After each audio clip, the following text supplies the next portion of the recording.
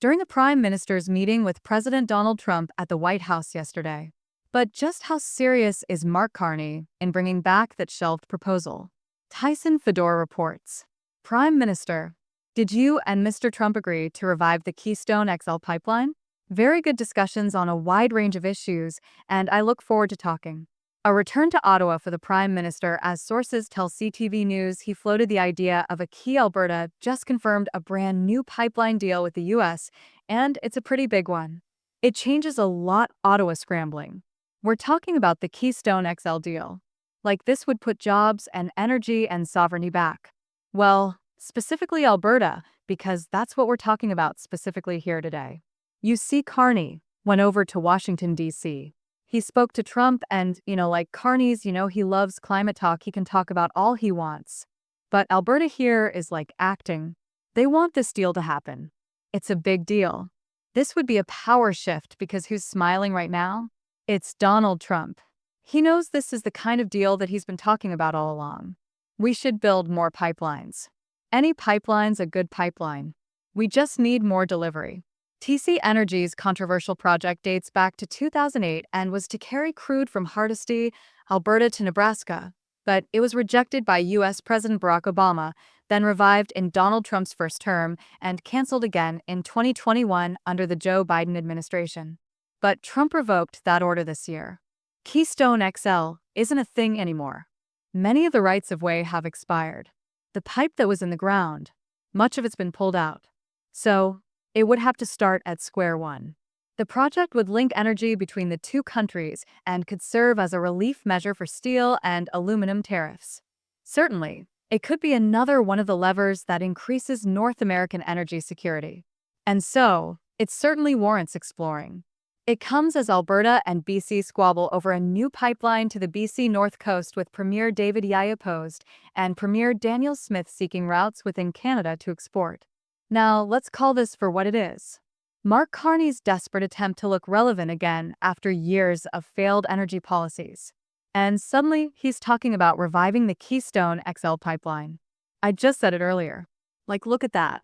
The same project that your own government destroyed. Carney, killed off not once but twice.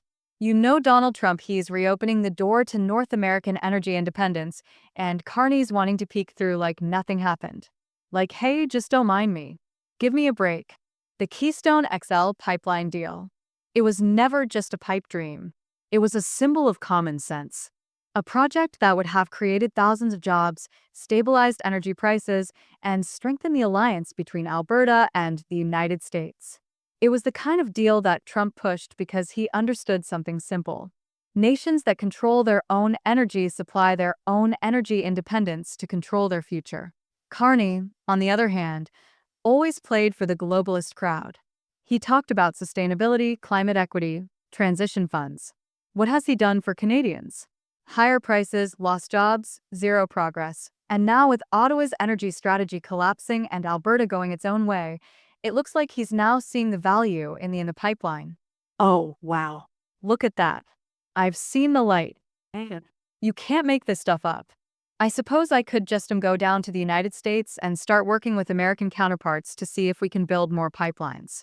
They've expressed an interest in restarting the Keystone XL.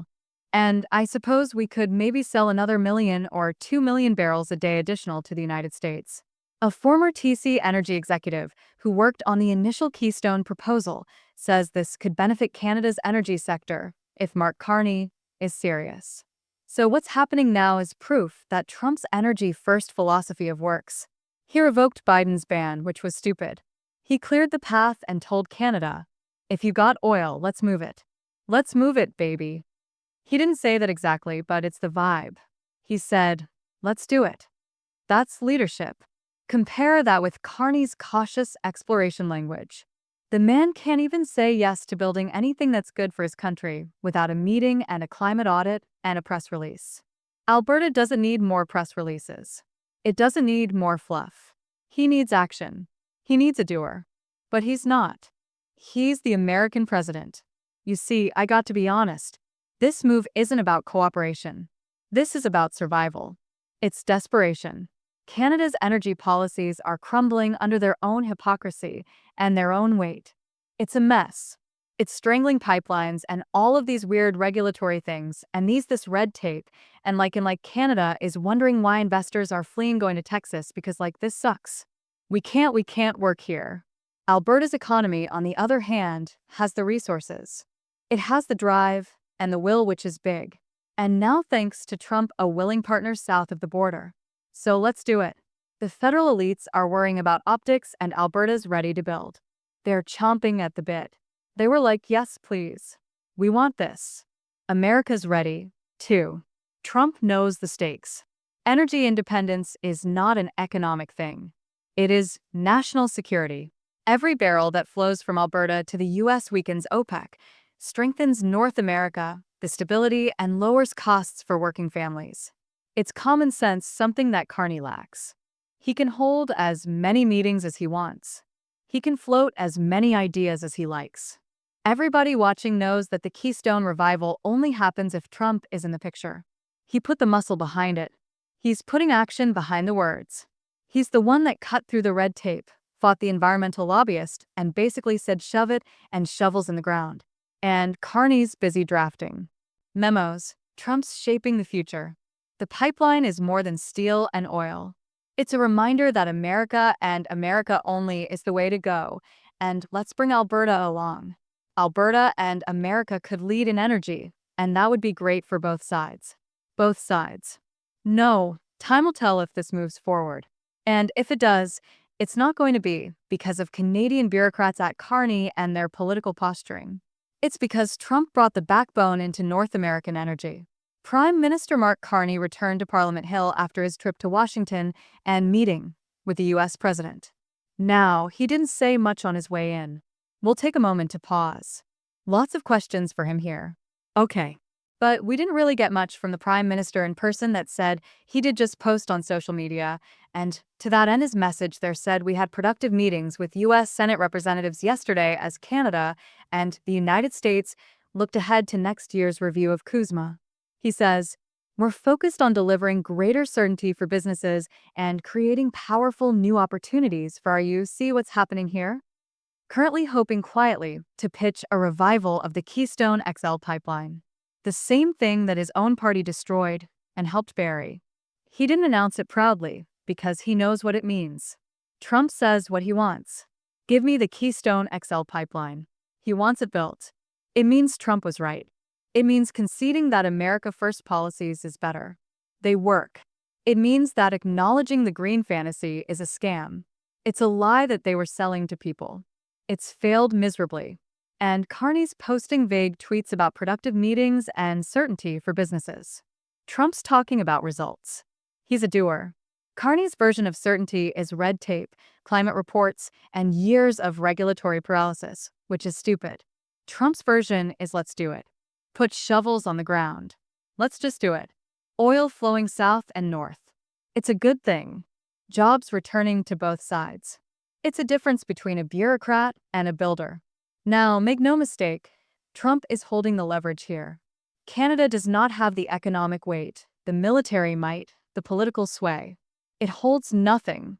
Canada has no ability to determine or dictate terms of anything anymore.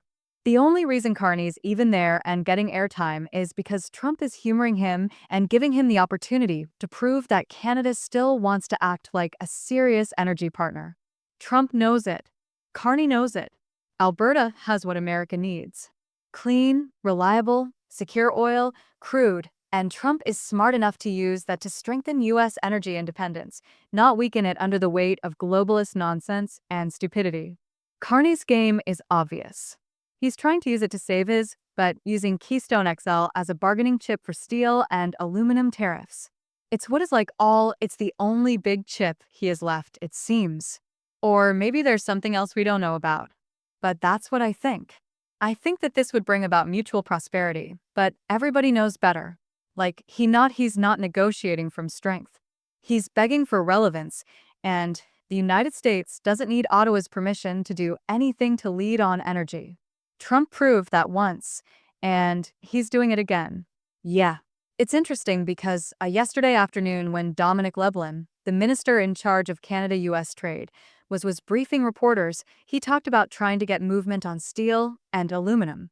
Remember, they have tariffs right now of 50% imposed on them.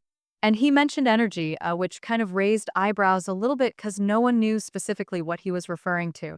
Well, it turns out it was a conversation broached by the Prime Minister about the Keystone XL pipeline, which is a pipeline many Canadians are probably familiar with because it has been around the idea of it for more than 15 years. The idea of moving Alberta oil from Alberta down to Nebraska and beyond and into Texas, and allowing the United States to have a larger share of our resources from Canada to buy more. Think about what this deal represents. It's not just Alberta oil. It's the return of logic. It's the return of a direct connection between the two economies that actually make things, produce things, and power the world. When Trump says yes, Keystone XL, he's saying yes to lower prices, stronger supply chains, and energy dominance. When Carney mumbles about exploring opportunities, he's really saying we have no plan but what Roger Coe tells if you let us. Great look, Alberta is ready to move. Premier Daniel Smith is openly talking about working with American counterparts if Ottawa keeps dragging his feet. Like, what do you expect? That's leadership. That's the vision. That's the kind of initiative that Trump respects. You have states and provinces taking control of their future instead of waiting for permission from bureaucrats. The irony is that Carney's revival of Keystone XL is not his. It's actually Trump's because the pipeline was born under strong leadership, killed by weak ones, and now stands a chance again. Only because Trump never stopped believing in energy independence. Every barrel that flows south is going to be a reminder that Trump did this. Not Canada, not Canadian, not Carney.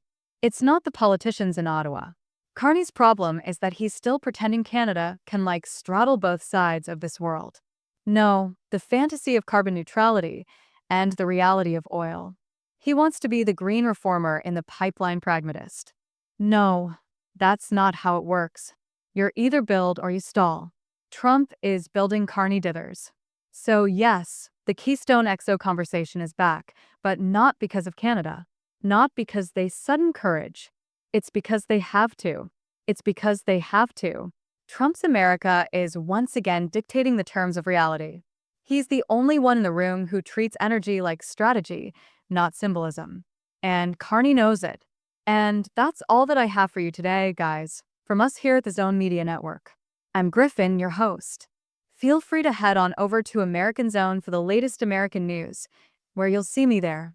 And do not forget to subscribe, comment down below. I do read the comments. I love you all, guys, and I will see you in the next one. Take care.